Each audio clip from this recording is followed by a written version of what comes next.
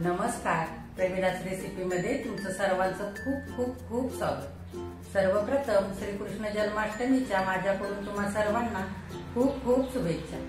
तर आज आपल्याला श्रीकृष्ण जन्माष्टमी निमित्त गोपाळकाला तयार करायचा। तर हा गोपाळकाला तयार करताना कुठलं साहित्य जास्त घ्यायचं, कुठलं कमी घ्यायचं ह्याच्यावरती गोपाळकाल्याची चव संपूर्णपणे अवलंबून असणार आहे। तर आता हे साहित्य काय प्रमाणामध्ये आपल्याला घ्यायचंय आणि तो कसा तयार करायचा आहे हे बघण्यासाठी आपण लगेचच किचन मध्ये जाऊया। त्याच्या आधी जर माझ्या रेसिपीज तुम्हाला बघायला आवडत असतील तर लाईक, शेअर आणि कमेंट करा।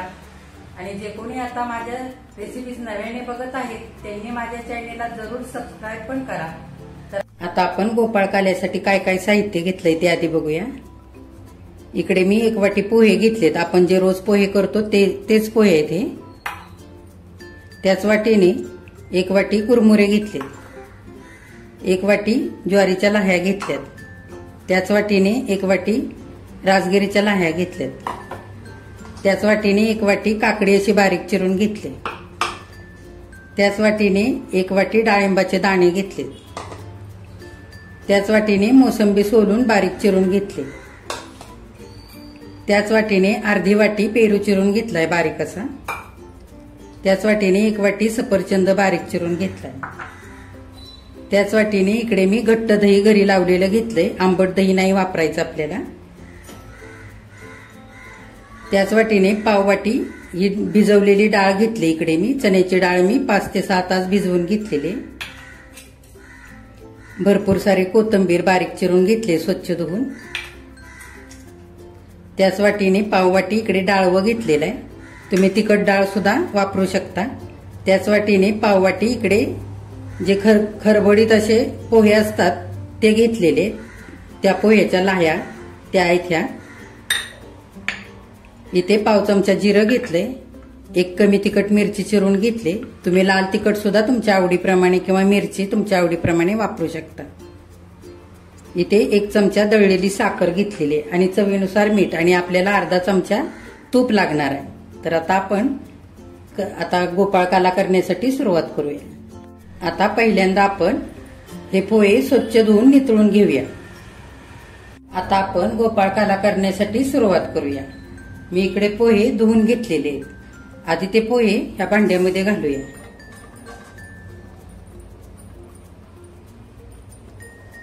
कुरमुरे त्याच्यावरती घालूया 1 वाटी, ज्वारीच्या लाह्या घालूया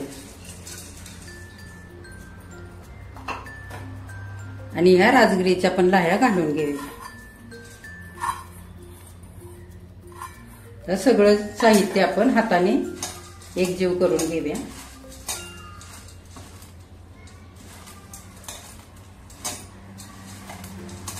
आधीच फळं वगैरे नाही टाकायची, लाह्याचं जेवढे पण प्रकार तुम्ही घ्याल ते आधी घालून घ्यायच्या। आता हाताने सगळ्या लाह्या आपण मिक्स करून घेतलेले। आता आपण त्याच्यामध्ये दही घालूया। हे बघा, दही मी चांगलं फेटून घेतलेलं आहे, सगळं दही घातलेलं आहे। तुम्हाला ह्याच्यापेक्षा पातळ हवं असेल तर तुम्ही थोडं दही किंवा 2-3 चमचे तुम्ही ताक सुद्धा वापरू शकता। आता ह्या लाह्या आणि दही चांगलं मिक्स करून घेऊया।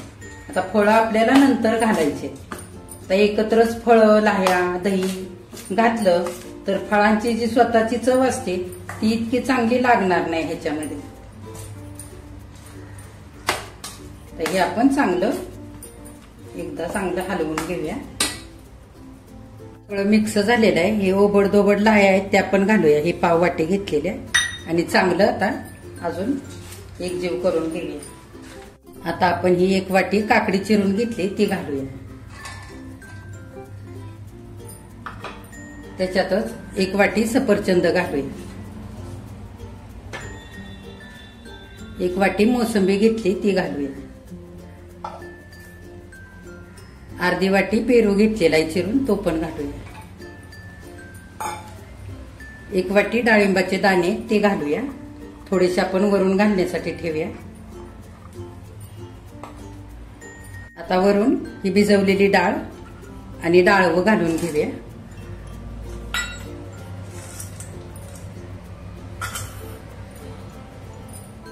आता 1 चमचा साखर घालूया. दळलेली साखर आहे ही. आणि चवीनुसार मीठ घालूया. आणि आता हाताने एकजीव करून घेऊया आपण.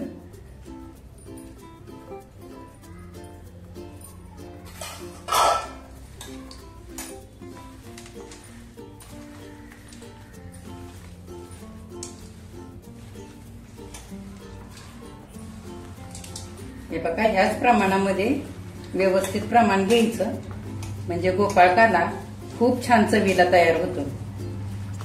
तुम्ही थोडं जास्त प्रमाणात जर करणार असाल तर ज्या भांड्याने तुम्ही पोहे मोजून घ्याल त्याच भांड्याने सर्व साहित्य मोजून घ्यायचं.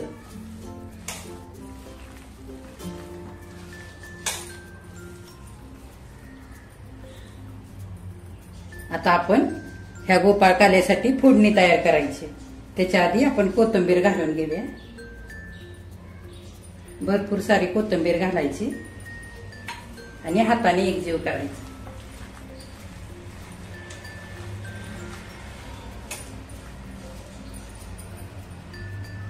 आता आपल्याला गोपाळकाल्यावरती फोडणी घालायची. त्याच्यासाठी मी इकडे पॅन ठेवलेला आहे आणि अर्धा चमचा तूप घातलेला आहे. तर तूप थोडंसं गरम होऊ देऊया.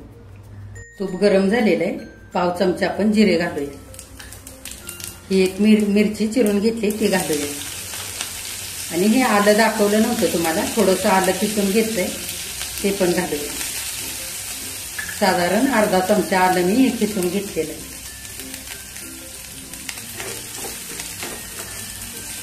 ही फोडणी चांगली आपण परतवून घ्यायची आधी. आता फोडणी तयार झालेली आहे. आपण सगळी फोडणी आता दही काल्यावरती घालून घेऊया.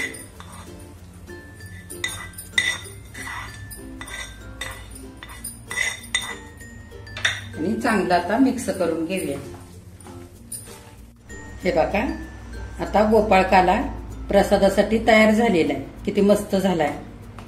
तर आपण ह्या गोपाळकाल्यासाठी ज्या लाह्या वापरल्या किंवा फळं वापरली, त्याच्यामध्ये एखादं दुसरं फळ कमी असेल तरी चालेल, किंवा लाही एखादी दुसरी कमी असेल तरी पण चालते.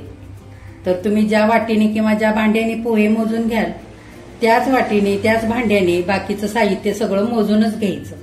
फळं पण एकसारखीच मोजून घ्यायची, म्हणजे चव एकसारखी लागते. आणि पारंपरिक पद्धतीने जसा गोपाळकाला तयार होतो तसा गोपाळकाला हा तयार झालेला आहे.